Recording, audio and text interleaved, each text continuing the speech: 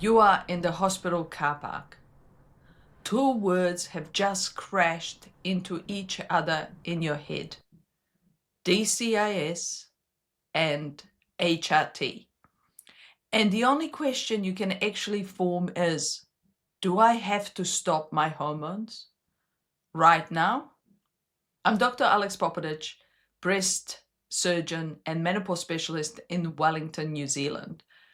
And I have seen more and more patients asking me the same question. And I tell them right now, today, nobody can truly tell you yet. And I'll show you why and exactly what happens next. The scariest part of a DCIS diagnosis isn't the word cancer. It's the math you start doing in your head. Let me guess how it went. You went to a clinic. They said the biopsy showed something called DCIS. Maybe they said the reassuring bits: early, non-invasive, very treatable. And maybe you heard about half of it because somewhere in that sentence, your brain had already jumped somewhere else. It jumped to the HRT, to the patches or the gel or the tablets that gave you back your sleep, your temper, your sex life, your brain, the version of you that could think straight again. And the cold little thought arrived. Did I do this to myself? Have I been feeding this thing? So now two things you love are sitting on opposite sides of a table. On one side, a body you want free of cancer. On the other, the hormones that gave you your life back. And it feels like you have to choose one and betray the other before you even understand what you're dealing with. But I want you to hear, you don't have to choose anything tonight. Not one thing. Because the diagnosis you've been given isn't actually finished yet. Your biopsy result feels final, but it isn't.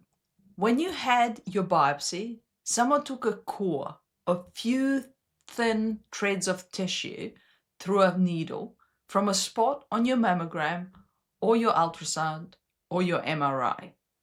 And these threads went to the lab, and the lab told you what it saw in them. DCIS, ductal carcinoma in situ.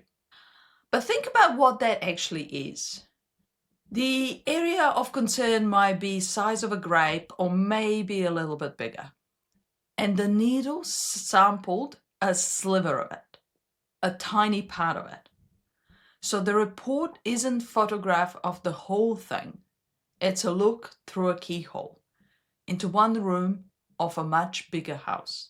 What the pathologist told you is completely true for that tissue that they got. What they can't tell you is what's in the rest of the house, the rest of that area that's involved, because they haven't been in the rest of the house yet. Your biopsy is a brilliant first look, but it's not the final word. And when the question is something as big as your HRT, we do not make that call on a keyhole view. So the natural next question is, okay, when do I get the real answer?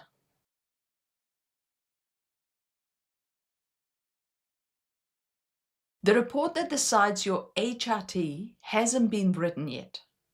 There is a second report that's coming, and it's the one that matters here. It's called the final histology, and it only exists after surgery, after the whole area has been taken out and pathologists can examine all of it, not just a sample of it. The whole house, not the keyhole. That's the report that tells us what you're truly dealing with. Whether it's the pure DCIS, cells that are still sitting quietly inside the milk ducts, not invading anywhere, or whether somewhere in that tissue there is a bit of something more than the needle happened to catch, like the invasive cancer. I know how frustrating that is to hear when you want an answer today. You've been handed a diagnosis, and now I'm telling you to wait for a fuller one. But this is the difference between a decision made on a guess and decision made on facts. And your HRT and your life is worth waiting for the facts. A week or two of not knowing is bloody uncomfortable. But making the wrong call on incomplete information is worse. Now, I keep hinting that the biopsy and the final result can disagree. Here's the fact that changes the whole thing. When a biopsy shows DCIS, sometimes the final histology after surgery finds a small area of invasive cancer that a needle simply missed. We call it upstaging. So studies have found that up to 10% of low-grade DCIS gets upstaged to invasive cancer, while for the higher grade it's more up to 23%. Increasing size of both low-grade and high-grade DCIS increases the upstaging to invasive cancer. This isn't me trying to frighten you. It's the opposite. It's the whole reason why I won't let you rip your patches off on day one. Because the answer to, should I stop my HRT, is different depending on which of these two paths you are on. And until the final histology is back, we don't yet know which path is yours. So let's take them one at a time.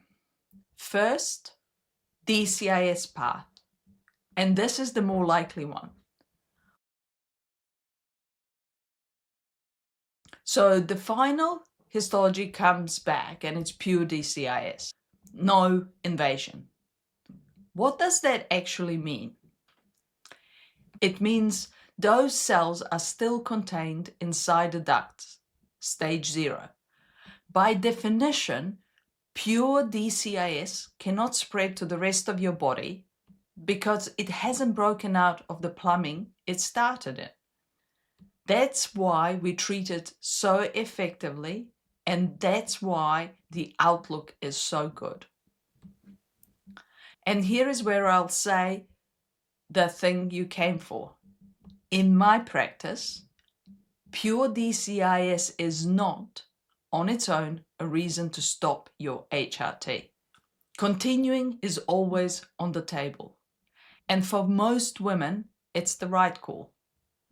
We treat the DCIS properly, and you keep the treatment that's letting you live well. You get to keep both. But not all of us breast surgeons or oncologists are the same. And sometimes you might decide otherwise. But let's also talk about the other path, the one where the histology shows something invasive. If it turns out to be invasive, the conversation changes. But it's a conversation, not a reflex. I won't pretend that's not a bigger conversation, because it is. But notice what I'm saying and what I'm not. I'm not saying invasive automatically means stop everything the same afternoon. I'm saying this is where we actually sit down and weigh it up properly. Your tumor's hormone receptor status, how severe your menopause symptoms are, what you'd be trading if you came off, and what non-hormonal options exist if we change course. It becomes an individual decision made with your breast team and your oncologist and with the facts in front of everyone. And most of the time in women with estrogen-positive disease, we slowly stop the HRT and treat symptoms with non-hormonal options. And we reassess how you feel. The point of this whole video is that these two paths lead to two different answers. And this is exactly why the one thing you must not do is to decide for yourself right now on this core biopsy result which path you are on. So let's bring it home.